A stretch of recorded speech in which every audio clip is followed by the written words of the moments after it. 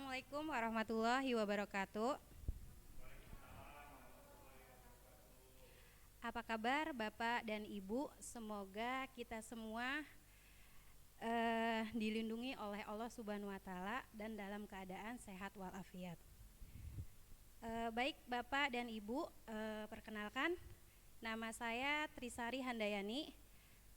Saya pengajar mata pelajaran Bahasa Indonesia di SMP Negeri 1 Kota Cirebon. Kali ini saya akan menerangkan tentang AKM atau Asesmen Kompetensi Minimum. Ya, di sini ada latar belakang.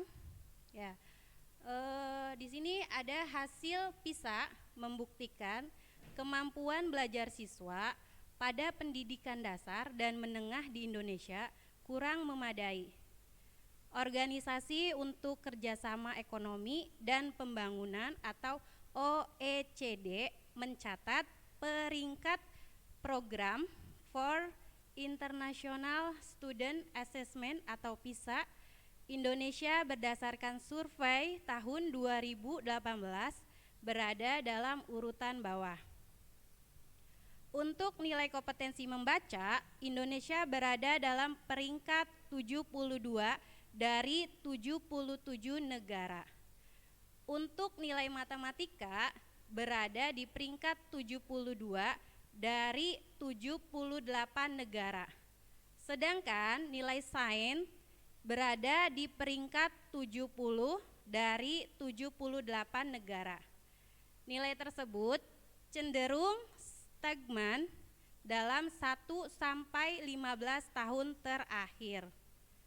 Sebagai langkah memperbaiki keadaan di atas, Kementerian Pendidikan dan Kebudayaan menyiapkan 5 strategi yang salah satunya adalah merubah sistem evaluasi dari ujian nasional menjadi asesmen nasional. Ya, apa itu asesmen nasional? Ya, asesmen nasional adalah program penilaian terhadap mutu setiap sekolah, madrasah, dan program kesetaraan pada jenjang dasar dan menengah. Mutu satuan pendidikan dinilai berdasarkan hasil belajar siswa yang mendasar, meliputi literasi, numerasi, dan karakter, serta kualitas proses belajar mengajar dari iklim satuan pendidikan yang mendukung pembelajaran. Ya, di sini ada instrumen asesmen nasional. Ya, di sini ada 3 ya, yaitu asesmen kompetensi minimum atau AKM, yaitu mengukur kompetensi mendasar, literasi membaca dan numerasi siswa. Lalu ada survei karakter, mengukur sikap, nilai, keyakinan, dan kebiasaan yang mencerminkan karakter siswa. Kemudian ada survei lingkungan belajar, mengukur kualitas berbagai aspek input dan proses belajar mengajar di kelas maupun di tingkat sekolah. Lalu ada kompetensi yang diukur dalam AKM, ya, yaitu meliputi literasi dan numerasi. Ya, kedua komponen AKM itu masing-masing menguji: 1. Keterampilan berpikir logis sistematis. Yang kedua, keterampilan bernalar menggunakan konsep serta pengetahuan yang telah dipelajari. Yang ketiga, keterampilan memilah serta mengolah informasi. Kemudian ada kompetensi yang diukur dalam AKM. Ya, komponen AKM literasi membaca yaitu ada 3 ya, ada konten, proses kognitif, dan konteks. Ya, di sini ada konten. Kontennya meliputi dari teks informasi dan teks fiksi. Ya, teks informasi yaitu teks yang bertujuan untuk memberikan fakta, data, dan informasi dalam rangka pengembangan wawasan serta ilmu pengetahuan yang bersifat ilmiah. Kemudian ada teks fiksi, ya, teks yang bertujuan untuk memberikan pengalaman, mendapatkan hiburan, menikmati cerita, dan melakukan perenungan kepada pembaca. Kemudian ada proses kognitif, ya, meliputi menemukan informasi, yaitu mencari, mengakses, serta menemukan informasi tersurat dari wacana. Kemudian ada interpretasi dan integrasi, memahami informasi tersurat maupun tersirat, memadukan interpretasi agar antar bagian teks untuk menghasilkan interferensi.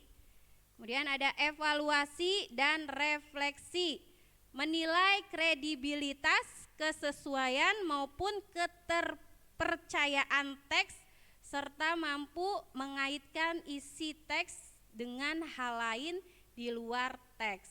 Kemudian ada konten. Kontennya ada personal, sosial budaya, dan saintifik. Ya, untuk personal berkaitan dengan kepentingan diri secara pribadi. Untuk sosial budaya berkaitan dengan kepentingan antar individu, budaya, dan isu kemasyarakatan. Kemudian ada saintifik berkaitan dengan isu, aktivitas, serta fakta ilmiah, baik yang telah dilakukan maupun futuristik.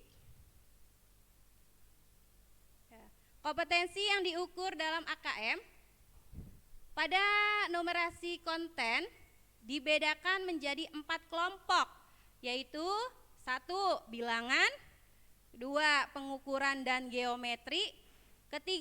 Data dan ketidakpastian, yang keempat aljabar. Ya, komponen AKM numerasi terdiri dari konten, proses kognitif, dan konteks, ya, yang seperti yang tadi yang sudah dijelaskan, ya. Kemudian lanjut, ada perbedaan antara UN dan AN, ya. UN dan AN, ujian nasional dan asesmen nasional. Ya, berikut perbedaan ujian nasional dan asesmen nasional. Ya, ujian nasional, ya, ini ujian nasional hanya mengukur capaian hasil belajar kognitif individu peserta didik di akhir jenjang. Kemudian asesmen nasional memotret input, proses, hingga output satuan pendidikan yang diinginkan untuk mengevaluasi kinerja satuan pendidikan. Kemudian ujian nasional hanya diperuntukkan bagi SMP, SMA, dan SMK. Kemudian untuk asesmen nasional dilaksanakan oleh semua satuan pendidikan. Kemudian subjek penilaian ujian nasional akan mengambil keseluruhan siswa. Untuk asesmen nasional, pelaporan asesmen nasional diberikan kepada satuan pendidikan dan dinas pendidikan. Ya, kemudian untuk model soal ujian nasional, pilihan ganda dan isian singkat, periode tes sampai 4 hari, ya. Kemudian ujian nasional yang mengevaluasi murid secara individu. Kemudian untuk asesmen nasional dilaksanakan pada seluruh jenjang, yakni SD, SMP, dan SMA. Ya, dan untuk SD-nya kelas 5, ya, kemudian untuk SMP kelas 8 dan kelas 11 untuk SMA atau SMK. Ya. Kenapa harus asesmen nasional? Ya, berikut ini juga menjadi pertimbangan untuk menghentikan pelaksanaan ujian nasional dan menetapkan penyelenggaraan asesmen nasional. Yang pertama, ada butir-butir soal ujian nasional hanya mengukur kemampuan kognitif siswa sehingga input dan proses pembelajaran kurang dapat tergambarkan dengan baik. Hal ini belum sejalan dengan tujuan pendidikan yang ingin mengembangkan kemampuan berpikir tingkat tinggi serta kompetensi lain yang relevan dengan abad 21. Sebagaimana tercermin pada kurikulum 2013. Harapan untuk mengevaluasi keterampilan siswa dalam menerapkan pengetahuan serta konsep melalui berbagai konteks kehidupan serta menunjukkan karakter sebagaimana yang diharapkan dalam profil pelajar Pancasila belum lengkap dilakukan melalui UN saja. Yang kedua, UN kurang dapat dimanfaatkan guru untuk memperbaiki pembelajaran pada subjek siswa yang sama. Asesmen nasional dirancang untuk memberi dorongan lebih kuat ke arah pengajaran yang inovatif dan berorientasi pada pengembangan kompetensi, termasuk di dalam kemampuan bernalar. Yang ketiga, ujian nasional kurang optimal sebagai alat untuk mengevaluasi mutu pendidikan secara nasional. Hal ini disebabkan ujian nasional diterapkan di akhir jenjang pendidikan lebih sebagai assessment of learning yang mengukur capaian akhir, bukan sebagai assessment for learning yang mengukur proses pembelajaran. Hasil ujian nasional tidak bisa digunakan untuk mengakomodir kebutuhan belajar yang diperlukan siswa. Lanjut, ada tujuan dan manfaat asesmen nasional. Ya, di sini bisa kita lihat ya, asesmen nasional dirancang untuk menghasilkan informasi akurat untuk memperbaiki kualitas belajar mengajar yang pada gilirannya akan meningkatkan hasil belajar siswa. Ya, di sini ada yang pertama, asesmen nasional itu menghasilkan informasi yang memantau perkembangan mutu dari waktu ke waktu dan kesenjangan antar bagian di dalam sistem pendidikan, misalnya di satuan pendidikan antara kelompok sosial ekonomi, di satuan wilayah antar sekolah negeri dan swasta, antar daerah ataupun antar kelompok berdasarkan atribut tertentu. Yang kedua, asesmen nasional bertujuan untuk menunjukkan apa yang seharusnya menjadi tujuan utama sekolah, yakni pengembangan kompetensi dan karakter siswa. Yang ketiga, asesmen nasional juga memberi gambaran tentang karakteristik esensial sebuah sekolah yang efektif untuk mencapai tujuan utama tersebut. Hal ini diharapkan dapat mendorong sekolah dan dinas pendidikan untuk memfokuskan sumber daya pada perbaikan mutu pembelajaran.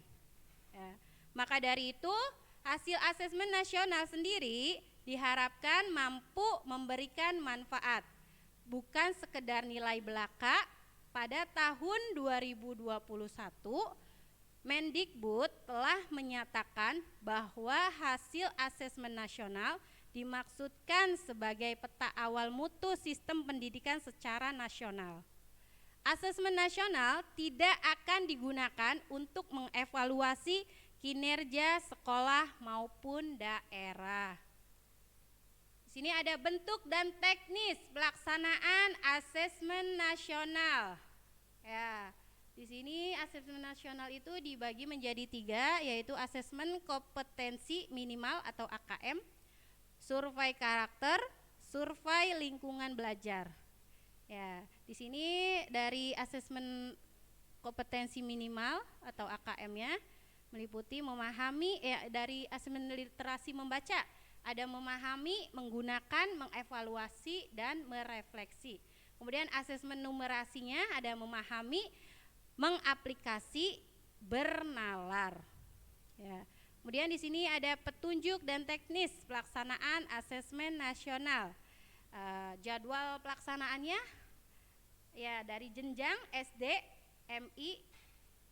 Ya, kemudian itu hari untuk SD hari pertama ya tes literasi 75 menit, survei karakter 20 menit. Ya, kemudian hari keduanya tes numerasi 75 menit, survei lingkungan belajar 20 menit. Ya, untuk jenjang SMP, MTS dan paket B, hari pertama tes literasi 90 menit, hari kedua tes numerasi 90 menit. Kemudian untuk jenjang SMA, SMK dan MA dan paket C ya.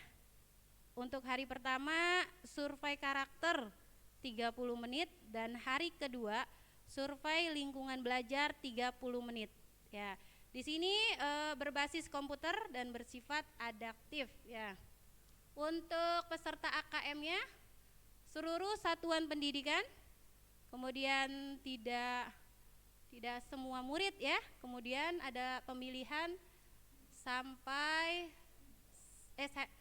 pemilihan sampel secara acak ya. Kemudian berikutnya ada tahapan penugasan kompetensi ya. Penugasan kompetensi ada 4 tahapan dalam penugasan kompetensi, yaitu 1. Perlu intervensi khusus, yang kedua dasar, yang ketiga cakap, dan yang keempat mahir ya. Kemudian lanjut, di sini ada perbedaan pembelajaran berbasis kompetensi dengan berbasis konten ya. Pembelajaran berbasis kompetensi berpusat pada kebutuhan, kalau pembelajaran berbasis konten berpusat pada materi pembelajaran. Pembelajaran berbasis kompetensi belajar untuk pemahaman konsep dan keterampilan ya. Pembelajaran berbasis konten belajar untuk cakupan materi ya. Pembelajaran berbasis kompetensi menunjukkan kinerja dengan menerapkan konsep. Pembelajaran berbasis konten menjawab serangkaian pertanyaan tes berdasarkan topik. Pembelajaran berbasis kompetensi, pembelajaran terkait dengan konteks kehidupan nyata siswa. Pembelajaran berbasis konten, pembelajaran kurang atau tidak terkait dengan konteks kehidupan nyata siswa. Pembelajaran berbasis kompetensi, orientasi pada proses dan penugasan kompetensi. Pembelajaran berbasis konten, orientasi pada nilai akhir ya. Di sini ada segitiga belajar. Ini ada gambar segitiganya. Nah, dalam segitiga belajar, maka makna masing-masing segitiga adalah sebagai berikut. Ya, ada kurikulum, seperangkat kompetensi yang penting dikuasai murid dengan menggunakan cara belajar dan asesmen tertentu. Kemudian ada pembelajaran, serangkaian aktivitas yang dirancang dan dilakukan di ruang kelas berdasarkan kompetensi awal murid yang diketahui dari hasil asesmen dan untuk mencapai sasaran kompetensi yang ditetapkan pada kurikulum. Asesmen, proses mengumpulkan, menganalisis dan melaporkan sejumlah informasi yang terkait pencapaian kondisi murid dan penugasan suatu kompetensi tertentu ya. Tahap asesmen, ada asesmen diagnosis, asesmen di awal untuk merancang strategi pembelajaran asesmen. Pembelajaran asesmen formatif, asesmen sepanjang proses belajar untuk melakukan perbaikan dan penyesuaian pembelajaran. Asesmen sumatif, asesmen di akhir untuk menentukan level penugasan kompetensi oleh murid. Ya, baik, terima kasih. Semoga apa yang saya sampaikan bisa dipahami dan bisa bermanfaat untuk Bapak dan Ibu. Wabillahi taufik wal hidayah. Assalamualaikum warahmatullahi wabarakatuh.